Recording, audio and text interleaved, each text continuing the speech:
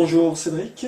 Bonjour. Bonjour Jérôme. Bonjour Olivier. Tout d'abord bravo pour toutes tes performances depuis ces 2 dernières années, avec évidemment en apothéose les derniers championnats du monde de 100 km sous les couleurs de l'équipe de France, c'est ta qualification. Oui.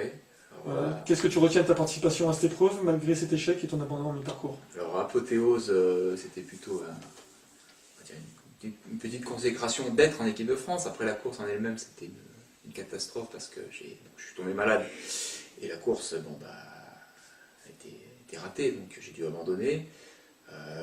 Voilà. Donc qu'est-ce que je retiens du championnat du monde? Alors déjà, c'est de courir sous l'équipe de France, d'être en équipe, parce que c'est quand même un sport individuel à 3/4 du temps. Donc être en équipe, de se trouver dans un lieu un peu comme un village olympique, un petit peu, quoi. Avec tous les pays du monde, c'est un petit peu impressionnant quand même. Après, la course en elle-même, juste ce qui change par rapport aux courses nationales, c'est qu'il y a la densité. Voilà, forcément. Alors, on ne parle pas des extraterrestres, ce sont les Japonais. C'est impressionnant, quoi, de les voir courir, c'est une bonne leçon en tout cas. Voilà, ma course, moi, je suis parti sur les bases que je connais, ce que je sais faire. Après, bon, ça, j'ai abandonné, j'étais malade. Voilà, mais bon, le positif, c'est que j'ai abandonné pas trop tard dans la course, ça m'a permis de poursuivre sur Millau un mois après. Très bien. Comment as-tu abordé ces championnats du monde dans ta préparation? Moi, dans l'idée que je m'étais faite, c'était donc après, dès la qualif à Belvès, après les championnats de France, donc c'était directement la prépa pour les championnats du monde. J'ai bien vu que la prépa n'avait pas été bonne, tout simplement parce que j'étais pas en forme, j'en avais trop fait entre Millau l'année dernière, la Saint-Étienne-Lyon et préparation des championnats de France que j'avais énormément préparé, je m'étais mis à bloc. J'ai vu que bon, physiquement j'y étais pas, j'ai mis 3 mois à vraiment commencer à revenir physiquement en forme, et c'était, on va dire, 1 mois trop tôt par rapport au championnat du monde. Donc ça me sert de leçon, ça me dire que les 100 km sur route, on ne peut pas les enchaîner aussi facilement que des trails de 100 km. Même si musculairement c'est plus facile, physiquement c'est plus dur, et que voilà, faut prendre le temps, même si c'est dur de se dire qu'il faut prendre son temps de récupérer, il n'y a pas le choix. Si on veut performer, il n'y a pas le choix. Donc pour le championnat du monde, même si j'aurais fini la course, je sais que j'aurais pas été à 100%. Et pour un championnat du monde, il faut être à 110, 120% pour pouvoir espérer quelque chose. Là, ça n'aurait pas été le cas. Donc si un jour je reviens en équipe de France, j'essaierai de me préparer un petit peu autrement. Ça, c'est au niveau physique. Après, au niveau de la préparation, j'ai une préparation mentale qui a attaqué avec l'hypnose pour pouvoir se détendre, gérer l'avant-course. Moi, pendant la course, j'ai pas l'impression d'avoir besoin de trop de conseils, j'arrive plutôt à me gérer, j'ai plutôt l'habitude du long. Donc ça va. Mais tout ce qui est avant, j'ai même plus dans la vie de tous les jours, pouvoir caser la vie de famille, l'entraînement, de s'accorder au milieu des petits moments de détente, de revenir au calme, tout ça c'est important, et je vais le garder tout le temps. Maintenant, c'est quelque chose en plus. Donc moi, je cherche toujours à avoir des petites choses en plus au niveau pour la performance. Donc l'entraînement, forcément, le repos, la nutrition, j'essaye, c'est un petit peu mon défaut, mais j'essaye. Et l'hypnose qui permet de regrouper un petit peu tout et d'essayer d'améliorer tout ça. Voilà, c'est un petit peu en tout cas, moi, c'est comme ça que je le vois et c'est comme ça que ça m'a servi. D'accord. Comment en es-tu venu à l'hypnose et justement à la rencontre avec Jérôme? Moi déjà, avant que Jérôme me contacte, j'avais déjà l'idée, je me dis tiens, peut-être que ça va me servir. J'avais déjà, ça faisait quelques mois, je m'étais dit, il faudrait que j'essaye. Et Jérôme m'a appelé, et donc c'était l'occasion, et j'ai fait une première séance, ça s'est super bien passé, et je me suis dit, allez, on va continuer, on va voir, et au pire, ça me fait pas de mal, et ça m'a fait du bien, donc je continue, et maintenant, quand les gens me posent des questions là-dessus, je leur dis, allez-y, faites-le, vous voyez, et puis si ça marche, je suis sûr que ça va marcher, mais je leur dis, si vous en êtes content, vous pouvez au moins continuer. Voilà. Tester, et puis moi, maintenant je ne reviendrai pas, voilà, c'est quelque chose en plus, et je le garde. D'accord.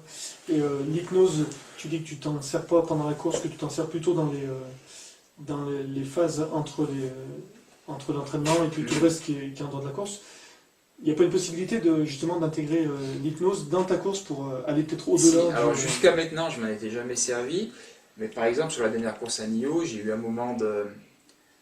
Bon, alors j'avais pas assez récupéré pour Millau, j'étais pas encore en forme, à 100%, donc à un moment donné, autour du 70e, j'étais vraiment fatigué, j'étais deuxième, mais j'étais très fatigué, et dans la tête, je commençais à lâcher, je dis j'en ai marre, en gros j'ai envie de rentrer chez moi, quoi. Et là, je sais pas pourquoi, alors qu'on l'a pas forcément travaillé en séance, je me suis mis en position, tout en courant, hein, je me suis mis en position que je prends, donc c'est comme ça, moi, je monte comme ça, tranquillement, et en 2 secondes, alors je sais pas pourquoi c'est venu, et ben ça m'a permis de me calmer, j'ai fait une sorte d'auto-hypnose, alors vraiment quelques secondes, parce que j'étais en train de courir, donc je peux pas m'arrêter 2 minutes, je vais rater le virage, quoi. Mais voilà, ça m'a permis de me calmer, alors ça m'a pas permis d'aller plus vite, hein. Malheureusement, mais ça m'a au moins permis de me calmer et de finir la course, et d'assurer ma deuxième place, ce qui est pas si mal. Voilà.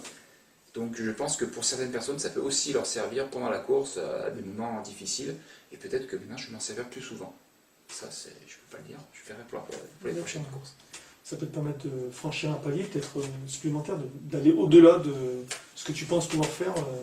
Ah bah oui, ça peut, oui, de pouvoir se calmer et puis de repartir dans un cycle au niveau mental vertueux, ça peut pas faire de mal, hein. On peut, voilà, si on se calme, bon, c'est pas si mal, on repart tranquille, on reprend les bases, on s'hydrate. Ça peut, oui, ça peut permettre d'aller plus loin et forcément d'avoir peut-être des performances meilleures, automatiquement. Ouais. D'accord.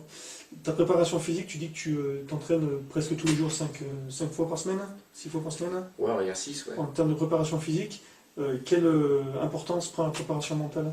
L'hypnose et la préparation mentale? Moi, l'hypnose, par exemple, j'arrive à le faire 2 fois par semaine. Chez moi, auto-hypnose, 2 fois par semaine.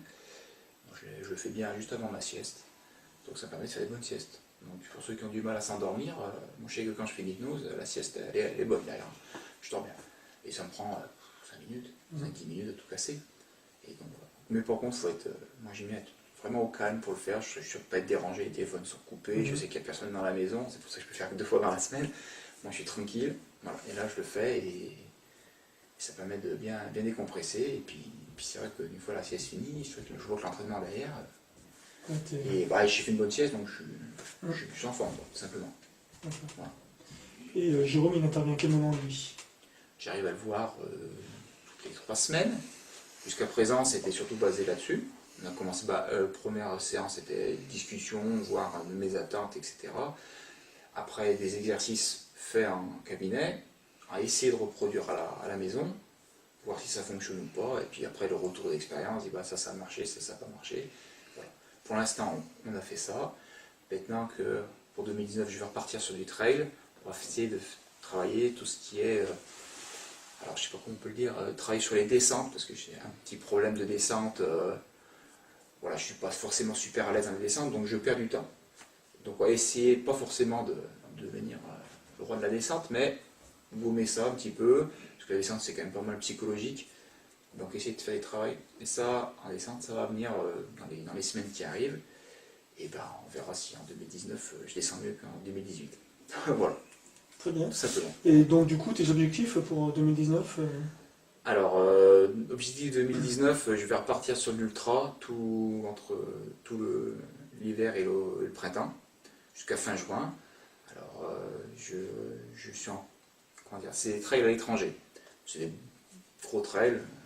Donc pour l'instant, je suis en phase d'inscription, tout ça, donc je ne peux pas encore l'annoncer, mais ouais, je vais prendre l'avion et puis je vais faire des beaux trails et puis je vais bien batailler, je pense. Voilà, ça c'est l'objectif jusqu'au fin juin.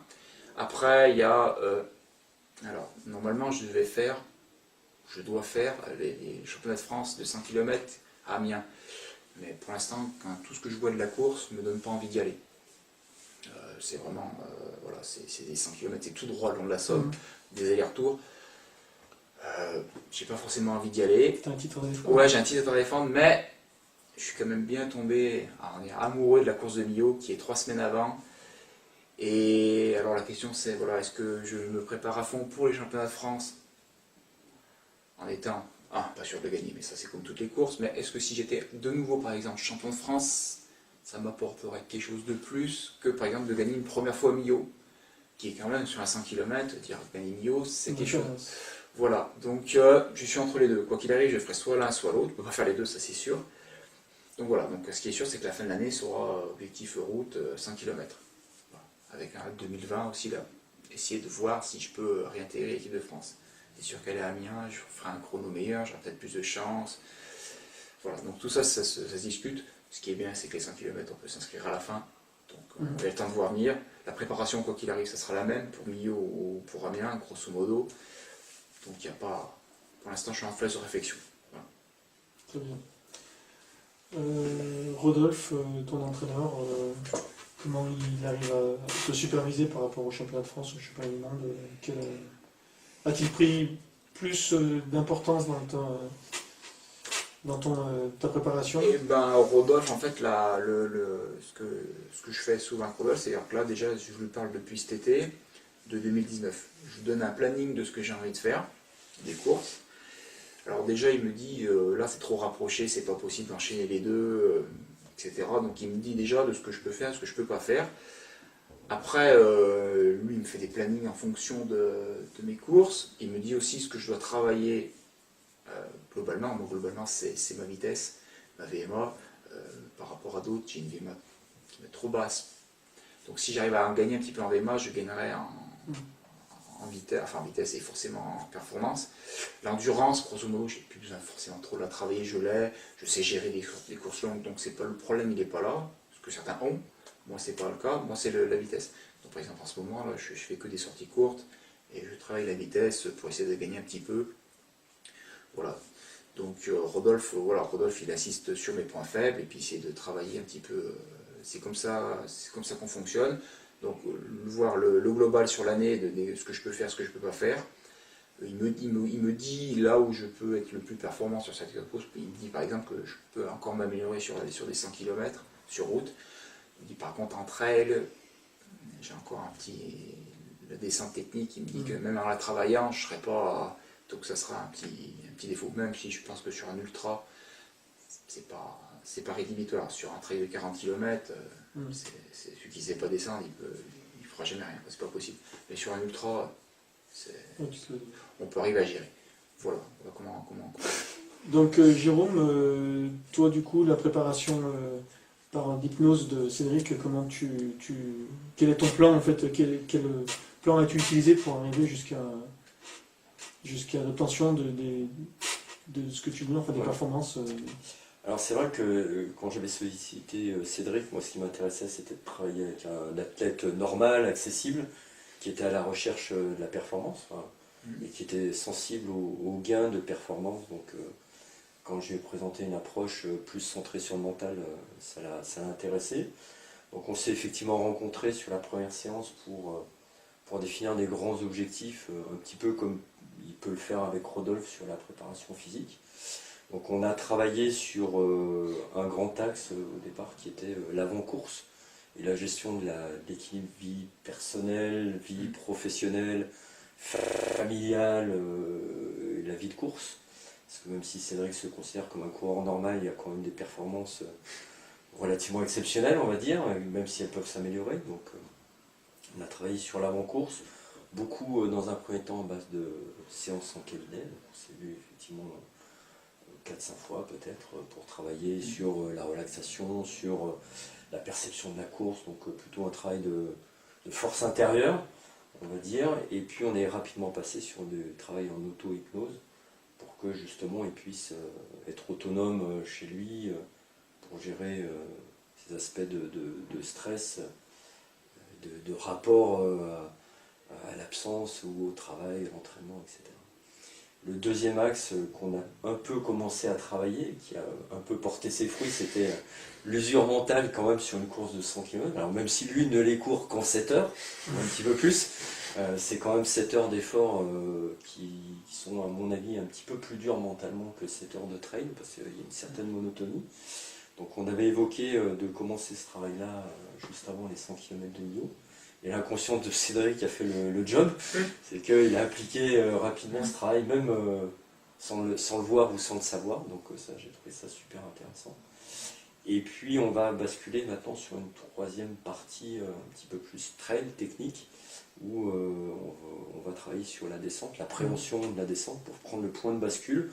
Donc ça, c'est quelque chose que j'ai déjà travaillé avec d'autres coureurs. Donc je vais roder le protocole avec Cédric comme cobaye expert, et puis peut-être qu'on fera d'autres séances avec des coureurs pour en faire bénéficier d'autres coureurs dans la région, des pommes ou de la TTS pour faire des séances techniques de descente. Parce que c'est vrai que c'est une préoccupation de tout trailer, quel que soit son niveau, il se considère mauvais en descente.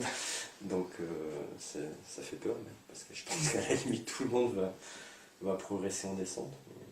Voilà, c'est très bon. Moi, si je peux intervenir dans les descentes, enfin, moi je sais que quand je préconise à mes coureurs s'ils me demandent de les conseiller en descente, moi je leur dis, moi j'ai un principe, c'est de réussir à inhiber la partie du cerveau qui te dit attention, là c'est dangereux, si tu tombes, tu vas te faire très mal. C'est de trouver vraiment comment dire, la balance entre le fait de ne plus avoir peur et le fait d'accélérer, de réussir à lier les deux en fait. Si tu arrives à inhiber cette partie de ton cerveau qui dit attention, tu peux mieux te détendre dans la descente et aborder dans... C'est le travail qu'on va faire en hypnose, qui est de travailler sur la peur, parce que même de dire attention, tu vas pas tomber en descente, tu vois, même cette pensée-là qui est de dire je vais pas tomber, donc ça t'oblige à penser que tu peux tomber, et du coup tu pars sur les talons, donc l'idée c'est de retrouver de la sensation où l'axe, hein, tu sais, c'est l'axe, c'est cet axe-là, les épaules ne doivent pas passer au-dessus du nombril, donc ça tout le monde le sait physiquement, hein, tu dois, comme au ski ou au VTT, tu dois prendre la ligne de pente, et pour prendre la ligne de pente, il faut que tu... C'est les mecs qui disent qu'il faut que tu poses ton cerveau. Et l'avantage de l'hypnose, c'est que tu sais que tu as plusieurs cerveaux, et ce travail en hypnose t'apprend à poser ou à jouer avec tes cerveaux et à partir et à prendre cette ligne de pente. Donc on va travailler sur des éléments techniques qu'on n'a pas encore fait, qui sont l'ancrage notamment, qu'on a évoqué, qui permet d'ancrer des sensations reproductibles, que Cédric a expérimenté sur l'usure mentale, hein, ce geste-là, qui sont ce type de gestes-là qui provoquent en toi des sensations. Donc l'idée étant de trouver le bon geste physique qui permet, avant de rentrer en descente, de se conditionner en descente, de se dire, voilà, tac, je débranche là-bas derrière, ou ici, je sais pas, où il est. Voilà. Et on trouvera à l'endroit du bouton et le geste qui permet d'attaquer la descente. Toute franchise, je pense pas que ça te permette de courir plus vite en descente, mais c'est de mieux gérer ta descente avec moins d'usure mentale, de plus reposer tes muscles et pas d'arriver en vrac physiquement parce que déjà tu étais mal positionné et tu as mal au quadri, et puis mentalement en disant j'ai complètement loupé mon truc, et là tu pars à l'envers, tu t'énerves ou tu gères moins ta course. Je suis pas sûr qu'on gagne beaucoup de centièmes, mais l'idée c'est de mieux gérer la descente, de te faire plaisir déjà. Puis de rester dans ta course et d'attaquer sur tes points forts ensuite. Quoi. Il y a un grand principe qui dit que les courses se gagnent en montée et se perdent en descente. Donc du coup, si tu arrives à améliorer tes descentes, je pense que tu auras peut-être plus de bénéfices. Au final, tu auras vraiment un gain. Ah oui, non, mais moi, c'est sûr que les descentes, j'ai vu, par exemple, l'année dernière, c'était en 2017, au Trek du Ventoux. J'ai pris une leçon de descente. J'ai pris une leçon de descente. J'ai pris, par rapport au premier, je perds 8 minutes dans la descente. Donc, 8 minutes sur un Trek du Ventoux, c'est énorme. Ça fait, je te perds presque les 7-8 places dans la descente. Quand je suis 23e, c'est pas l'eau. Voilà. Donc, d'accord. Et Jérôme, toi, par rapport à la préparation mentale, comment tu peux développer ça auprès du club de l'ESC Saint-Chamond ou ailleurs, enfin je veux dire auprès des autres coureurs, comment tu peux les... Est-ce que c'est à eux de venir vers toi, ou le contraire de toi de les conseiller, de leur donner... Alors, moi je suis pas en survente, hein, donc effectivement les coureurs c'est plutôt à eux de venir quand ils estiment qu'ils sont prêts pour faire ce travail-là. Il faut d'abord que toi tu abordes le sujet avec eux pour les. Voilà, après moi j'aborde librement le sujet, c'est vrai que quand on fait des sorties régulièrement, moi j'en parle parce que c'est des choses que j'utilisais moi-même en auto-hypnose avant de l'utiliser en hypnose, donc j'y crois et je vois des gains possibles, donc j'en parle régulièrement. Après les coureurs intéressés, on se recontacte en dehors de ça et puis on définit le travail particulier. Ce qui est assez, j'allais dire marrant, ce qui est assez remarquable, c'est qu'un coureur sur deux vient en fait pas pour des améliorations de course, mais plutôt pour l'environnement, que ça soit l'avant-course, l'après-course, le stress en général, la confiance en soi en général. Et j'insiste souvent beaucoup sur le fait qu'un coureur, c'est avant tout un être humain qui a besoin de se sentir bien dans sa peau pour sa course. Et après, on peut commencer le travail sur des éléments techniques qui soient liés à la descente, principalement l'usure mentale. Et un autre point que j'aime bien travailler, c'est rester dans sa course malgré des aléas. C'est-à-dire, t'as mal aux genoux, t'as mal aux pieds, t'as des ampoules, ta poche à eau se perce, ta frontale se casse. Comment tu peux te construire des exercices mentaux? Comment tu peux travailler ta banque de souvenirs ou ta banque d'émotions au préalable pour qu'en course, tu as un incident, c'est pas grave, tu restes dans ta course et tu continues.